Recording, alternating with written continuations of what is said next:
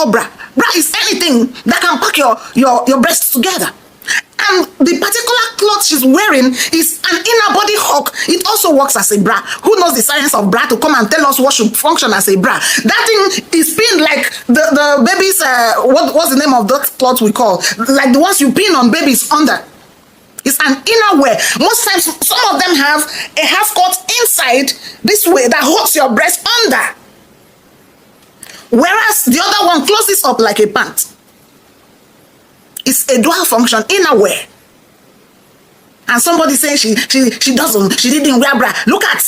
And whoever pulled her cloth purposely pulled it on the reverse side to expose her nakedness, simply because they want to humiliate her. They want to paint a picture of her. They also want to destabilize her. Because when you come to the public and undress a woman and pull up the clothing of a woman, whether it's in a fight, you have destabilized her because she will be carried away in trying to get herself together.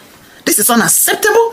And to think that they also started circulating such videos, even without blurring it, without her consent. Who told you she doesn't have the right to know who videos her and who sends her pictures out? Comfort needs a good lawyer to get compensations on this matter.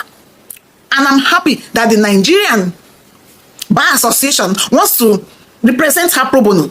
Because this is what happens when you don't have access to these things. They pin you down because they have seen that she's alone and maybe her demeanor feels like someone they can handle. They took her unawares. That is what happened. They took her unawares. You say somebody should turn off his phone, and then the person says, I have put it on airflight mode. Whoever put airflight mode on telephones means that it has a use when you are on flight. Means that it is useful. And if it's an option, it's either turn off or put on airflight mode.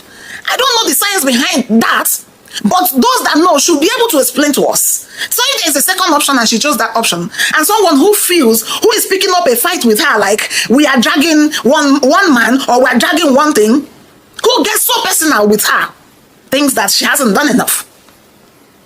And even if she hasn't, who gives you the right to block her the entrance?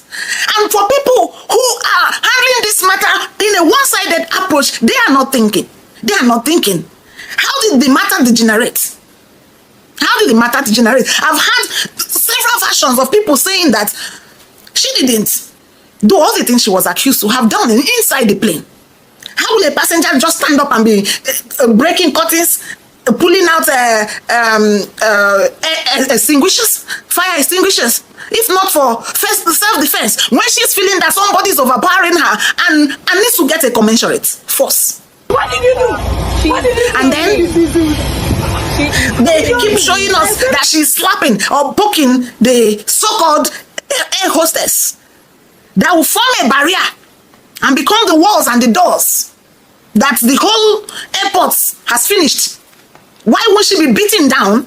Say she's a wall of barrier or obstruction to somebody who should at least step down the plane. You're showing where she's poking her. You didn't also say that her wig was out already. When you pull a woman by the hair, it's the highest provocation. Most women, even the most decent ones, will fight. Pull a woman by her hair or take off her wig. That's the humiliation of the sort. This is unacceptable. And we could hear her saying, what did you do? What did you do?